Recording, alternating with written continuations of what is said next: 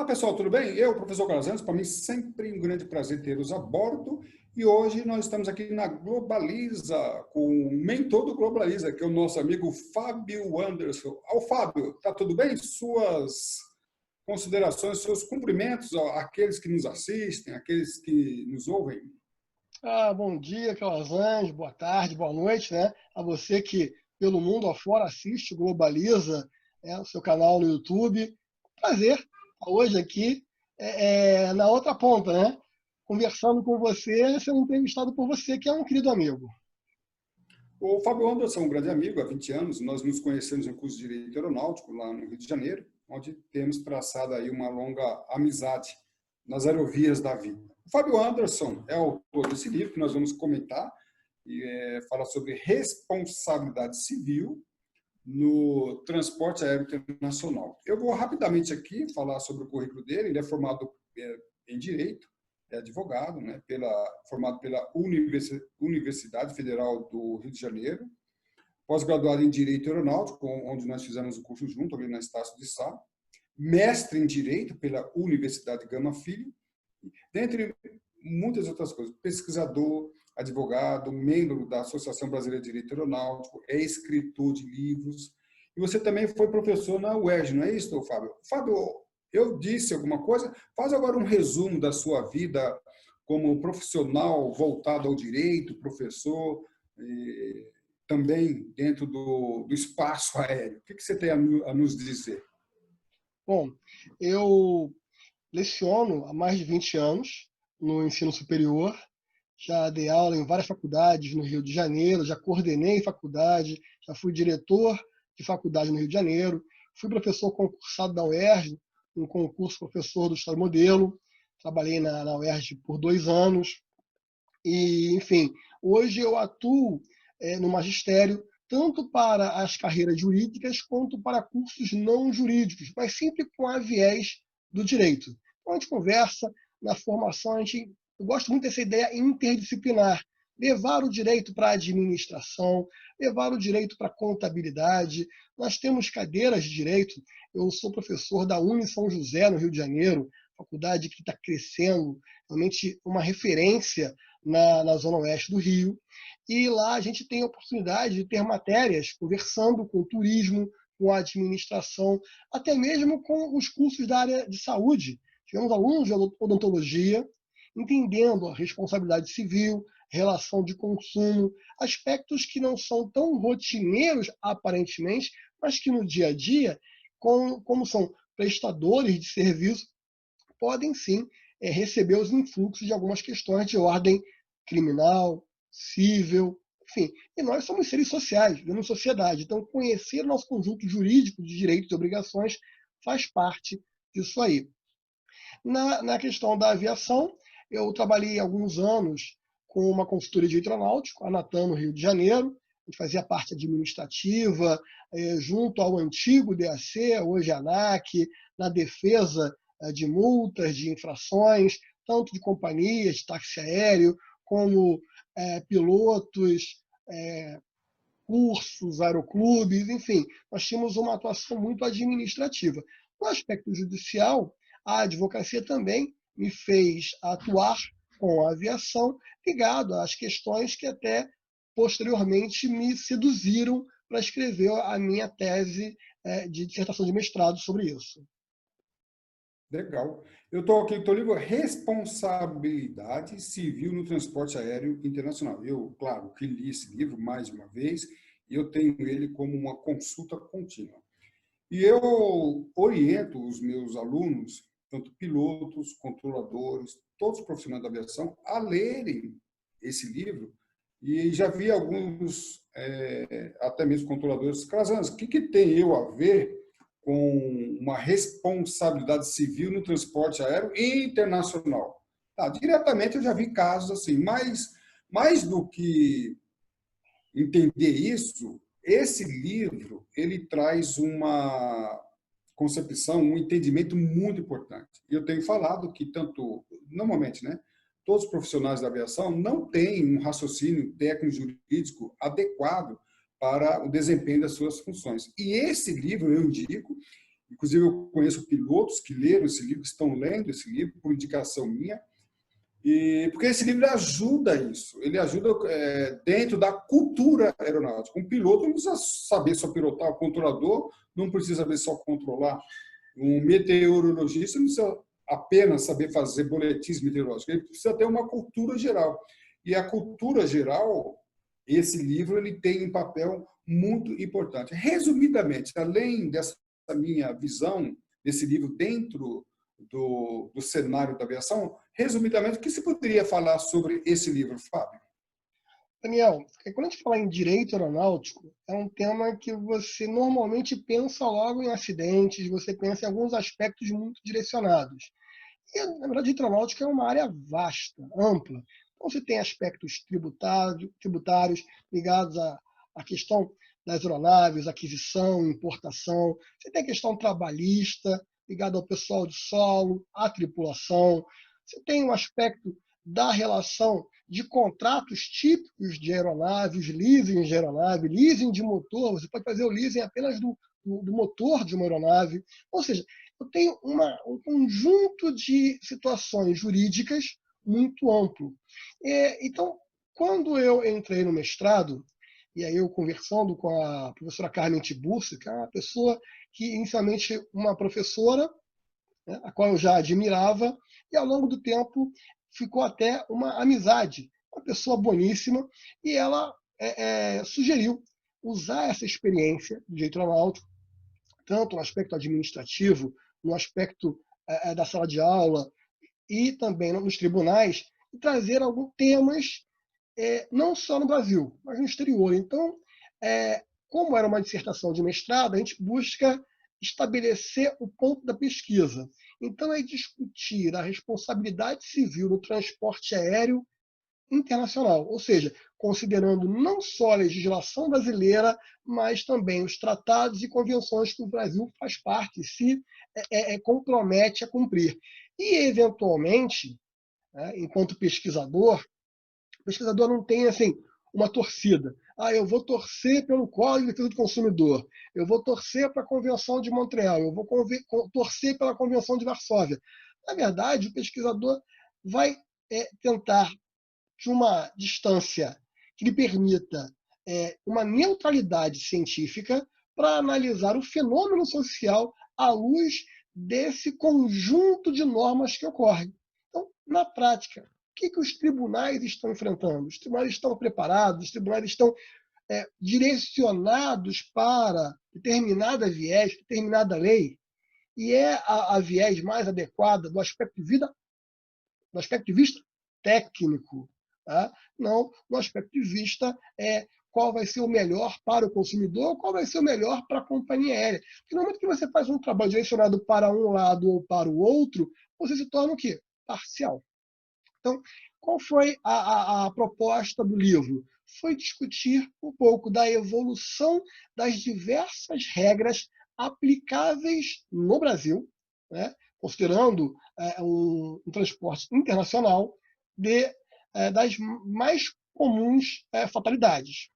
Extravio de bagagem, sinistros de bagagem, acidentes ligados a mau tempo. Eu até busquei um assunto que felizmente não é recorrente, mas até a questão do terrorismo e a sua repercussão do aspecto civil, a gente discutiu um pouco, teve esse trabalho. Obviamente, baseado em muita pesquisa e muita leitura, como o livro do consagrado professor, juiz em São Paulo, Fábio Morcello, contra a doutrina internacional aplicável, ou seja, a gente buscou analisar todos esses vieses, todas essas óticas, esses ângulos sobre o transporte aéreo. Então, o livro busca, de forma desapaixonada, de forma científica, por ser um trabalho de mestrado.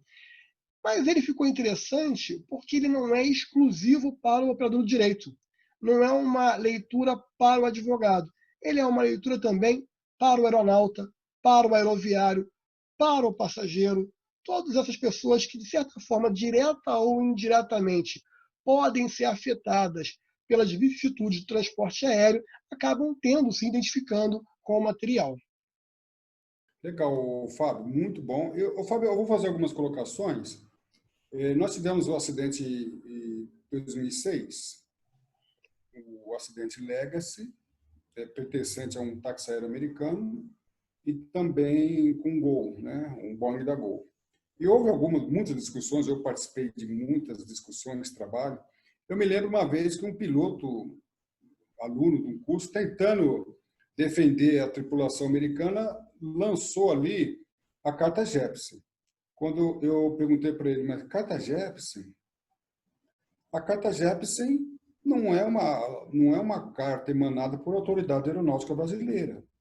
Ela tem validade no Brasil? Ele está até hoje para responder isso para mim. Há pouco tempo, eu vi aqui no Brasil uma pessoa um outro piloto invocando regras americanas num acidente ocorrido no Brasil, né? Mas eu falei, nós estamos sujeitos às regras da FAA, né? E semana passada, há um mês atrás, encontrei um piloto fazendo um curso de Jepsen aqui em São Paulo. Aí eu perguntei para ele, mas a carta Jepsen, elaborada por uma empresa privada americana, não é nem pública, tem validade no Brasil? Então, a comunidade aeronáutica, ela está com problema, né? Porque ela invoca o ACI, documentos da OACI, por exemplo, do Legacy, um voo nacional. O Legacy decolou de São José dos Campos para Eduardo Campos, e não era nem escala, ele voaria para os Estados Unidos no outro dia. Então, era um voo nacional. Voo internacional é aquele que tem origem e destino fora. Então, nós vemos que a comunidade aeronáutica, pilotos, controladores, eu já vi em acidente nacional, controladores tentando se valer de documentos internacionais. Então, nós temos, para operadores da aviação, esse entendimento ainda não está legal. No aspecto jurídico, você já viu promotor, juiz, tribunal, advogado invocar documento internacional, ou não internacional também, mas documento inadequado para a situação proposta? Essa pergunta é bem interessante. Bom, em primeiro lugar, a gente tem que entender que o Brasil é uma república federativa e tem a sua soberania, tem o seu conjunto de regras que tem aplicação no seu território. Regras internacionais valem aqui desde que sejam internalizadas. E essa internalização se faz através de tratados e convenções. No momento em que, de forma bilateral, de forma multilateral, os países se reúnem e convencionam um conjunto de ações àqueles que estão sob a sua jurisdição, essa regra é válida. Não necessariamente qualquer regra internacional vai valer aqui no Brasil. Aliás, vários tratados ligados ao transporte aéreo que não foram internalizados, que não foram ratificados no Brasil, não tem nenhuma aplicação. Eu preciso ter a submissão ao nosso Congresso Nacional, depois o nosso Presidente da República, um ato privativo, ele vai expedir um decreto e vai dar a validade ao ato, ele vai recepcionar o tratado do nosso país. Então, essa discussão, esse diálogo entre as fontes traz sim. Então, hoje a gente pode discutir aqui, um juiz pode sentenciar e colocar na sua motivação a Convenção de Montreal? Pode, porque o Brasil é signatário. A gente pode discutir regras da OIT? Podemos, aquelas regras que o Brasil se comprometeu a acatar. No momento que ele se comprometeu e internalizou, ingressa no ordenamento jurídico. Agora, aquelas regras que ainda não foram internalizadas, essas regras não têm aplicação no nosso país. Então, e regras vindas de entes privados, na verdade, de forma alguma, elas podem ser coercitivas, exceto ser através de organismos internacionais, na qual o Brasil participou, teve voz e voto, entender que aquele documento ali é um documento que pode dar amparo a uma determinada conduta. Então, a conduta X, conforme preconizado na carta ou no manual YZ, pode ser adotado, desde que haja um consenso internacional e sempre valendo da soberania brasileira. Você já viu uma aplicação inadequada de documentos internacionais que não têm validade no Brasil? Você chegou a ver isso já ou não? Assim, enquanto advogado, vez ou outra, sim, algum advogado tenta argumentar, eu sempre brinco, né? Alguns juízes ficam um pouco chateados comigo, mas eu digo que quem cria jurisprudência não é o juiz. Jurisprudência é uma criação da advocacia. A advocacia cria uma tese, faz o convencimento, e o judiciário, sim, ele é o nosso coautor, porque ele absorve, ele abraça aquela tese, ele entende da sua validade e começa a aplicar. Então, no momento em que, vamos colocar um tema fora da aviação, até para ilustrar, para quem está nos acompanhando entenda bem. A adoção por casais homoafetivos. Tem lei regulamentando isso? Não. Então, em algum momento, algum advogado, patrocinando uma causa relacionada a uma pessoa que tinha interesse em adotar e vivia numa relação homoafetiva, apresentou ao tribunal com toda uma argumentação razoável, com base em questões elevadas de humanidade, de família, que a família não é exatamente somente aquilo que a lei estabelece de forma fria, mas ela está ligada a essa convivência social. É pacífico? Não, tem pessoas que vão discordar disso, mas essa é a beleza do direito. O direito surge em razão das necessidades da sociedade. A sociedade ela é mutável e o direito acompanha. Então, no momento que os advogados apresentaram essa tese e o judiciário a acatou, você tem a formação de uma jurisprudência. Então, é possível que advogados apresentem teses mirabolantes, divorciadas da realidade e de documentos aplicáveis? Com certeza sim. E o judiciário tem rechaçado documentos que não têm lastro numa boa-fé, numa lógica jurídica. Tá. Então, a nossa produção está colocando aí na tela, enfatizando aí o livro de autoria do nosso amigo aí, Fábio Anderson. Além desse livro, Fábio Anderson, há outro livro que você tenha participado, outro trabalho de relevância para o Brasil na área de direito aeronáutico? Bom, relevante espero que seja, né? A gente, quando produz um estudo, a gente sempre quer contribuir com o debate, com a discussão de um tema. E essa relevância, quem vai atestar isso é a própria sociedade. E espero que gostem. Bom, além de alguns artigos que nós tivemos a oportunidade de desenvolver, saíram em algumas revistas da Emerge, do Rio de Janeiro, da EMARF, da Escola de Magistratura, na ADCOAS, em alguns periódicos importantes, na Justilex, em um determinado momento. Enfim, nós tivemos a oportunidade de escrever alguns artigos. A própria revista da Conexão Cipaer, nós tivemos a oportunidade de produzir alguns artigos e, em dado momento, participar também do conselho editorial. Tivemos aí essa ligação com o direito aeronáutico, mas nem sempre da aviação eu foco de meus estudos. Então, eu tive a honra de ser convidado para um projeto muito legal, que eu vou pedir também para a produção colocar na tela aí o livro, que foi o sequestro internacional de menores sobre o manto da Convenção de Haia. Foi um projeto que surgiu na época também do mestrado, que foi capitaneado, coordenado pela professora Carmen Tibúrcio e pelo desembargador Guilherme Calmon, e foi um conjunto de artigos discutindo sobre os aspectos civis do sequestro de menores, e aí envolveu advogados, promotores, juízes federais, ministros. Foi uma obra coletiva. Foi um projeto que eu participei que me dá muito orgulho também. Aliás, todos os meus trabalhos eu tenho muito orgulho, muita satisfação de ter participado de forma individual ou coletiva. E também a própria Comissão de Direito Aeronáutico da OAB de Minas Gerais, a presidência do Dr. Mourão, e fizemos também uma obra coletiva sobre direito aeronáutico.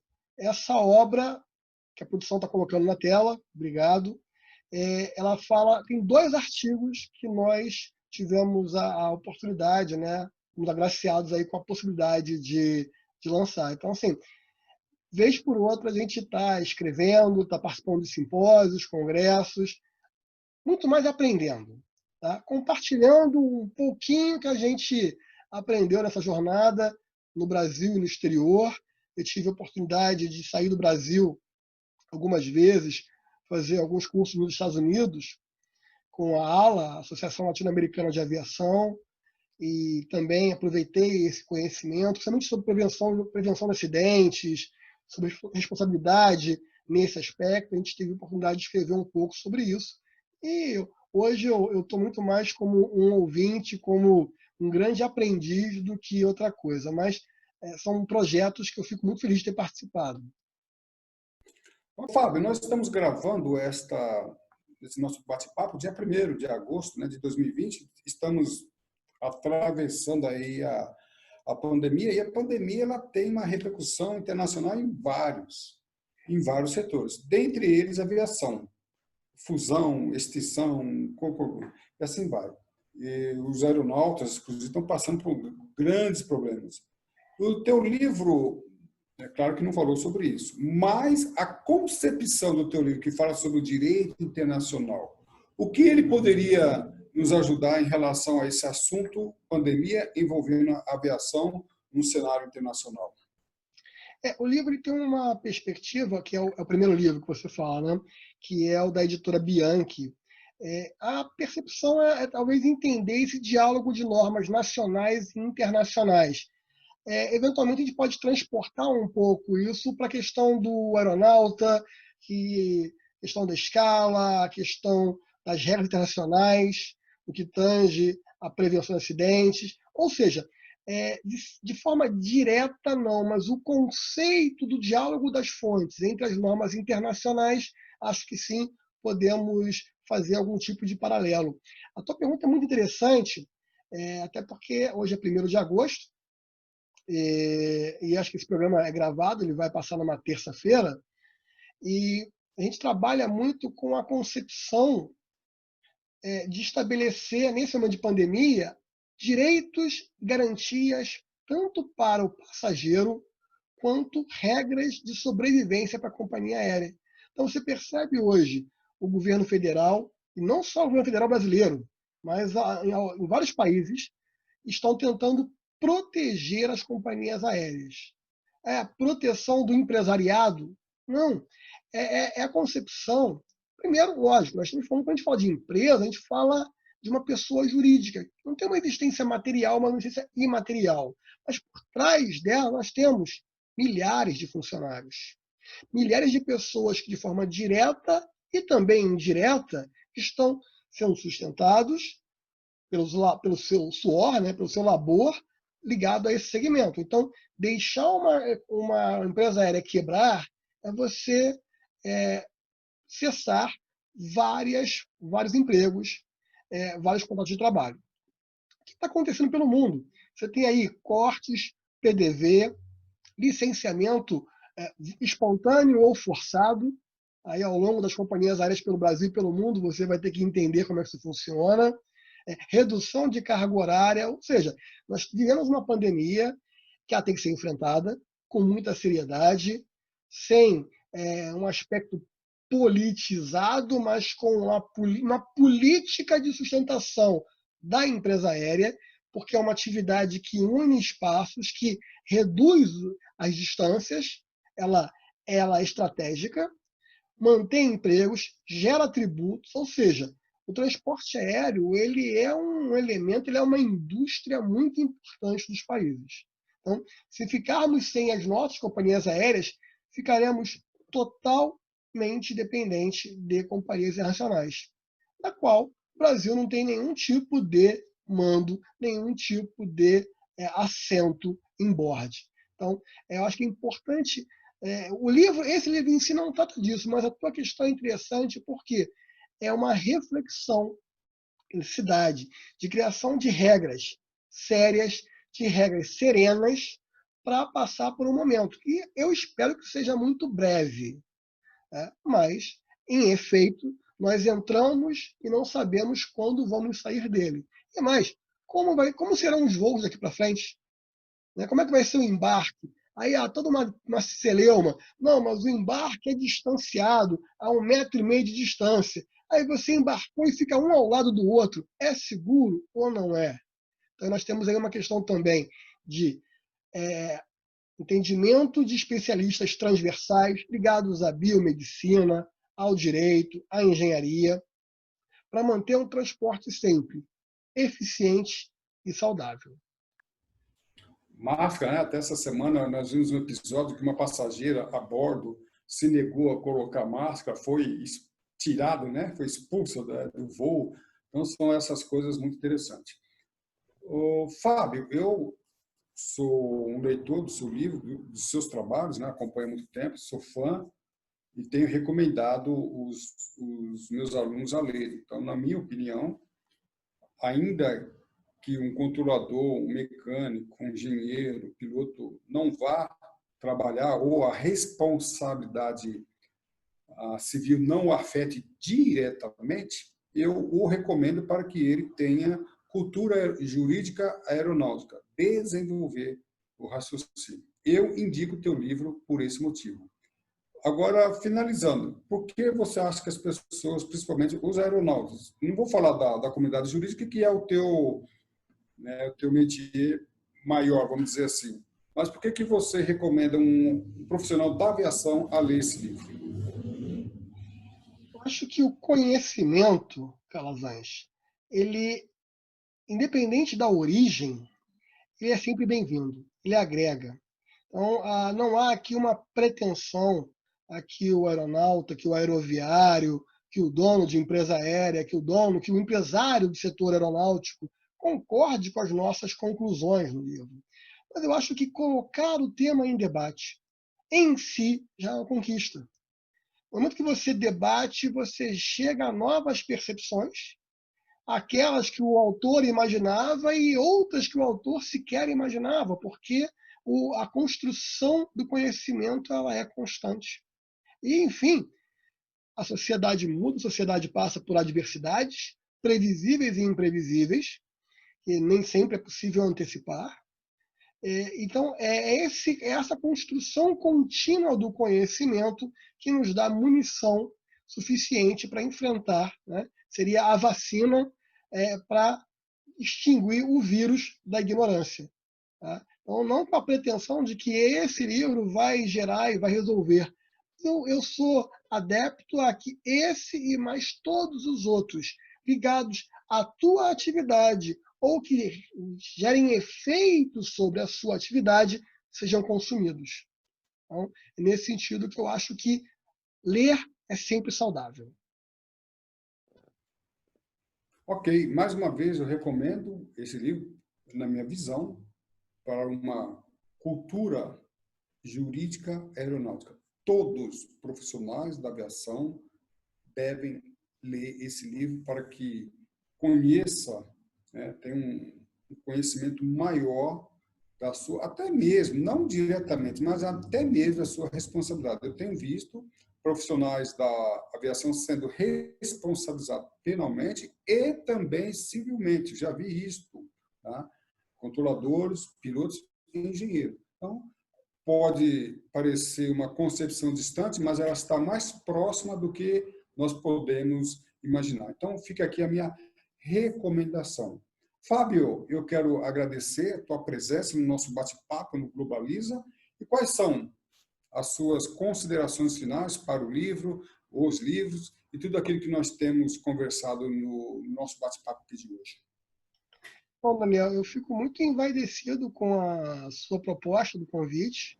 Tá? Eu acho que, para mim, é algo diferente. Normalmente eu estou do outro lado, né? Eu estou como a pessoa que indaga, que pergunta. Então, às vezes, a gente, do lado de cá, a gente fica meio desarmado. Mas foi um papo muito gostoso, muito construtivo. Eu fico sempre à disposição sua e dos demais colegas para a gente bater um papo assim, sobre esse tema ou outros. Tá? Agradeço a você que está nos acompanhando. Peço para você se inscrever no canal, para você compartilhar o vídeo. Isso é muito importante para o debate, não do livro em específico. Muito me orgulha, mas, enfim, eu quero, na verdade, que a cultura da leitura, do estudo, seja o mote dessa entrevista. E não posso deixar de me despedir sem deixar um beijo para minha filha Sara, que está assistindo. Né? Você também tem uma filha Sara, né? Também. Então, eu tenho a minha filha Sara aqui no Rio de Janeiro, que quero deixar um beijo, deixar registrado aqui, que ela, junto com a mãe, me ajudam, me dão tranquilidade para pensar, para refletir o direito, para discutir. Então é isso. Forte abraço. Eu conheço a Sara, manda um beijo da Sara também. A Sara é linda, muito bonita, cara da mãe, né? Graças a Deus, né? Verdade. Então, eu quero agradecer, Fábio, né? Não apenas o nosso bate-papo de hoje, eu quero agradecer o nosso convívio de aproximadamente 20 anos na área do ensino, principalmente voltado à aviação. E você que nos ouviu, 3C, né? Curta, compartilhe, né? E comente. E nós sempre teremos um grande prazer de divulgar os nossos conhecimentos, nossos debates com você no nosso canal do Globaliza, né? Você pode se inscrever. E esse é um dos assuntos, uma das vertentes, dentre muitos outros que você pode compartilhar e comentar ali, dividir ali, ou até mesmo divergir daquilo que nós estamos conversando. Fábio e internautas, para mim foi um grande prazer tê-los a bordo. Um abraço e tudo de bom.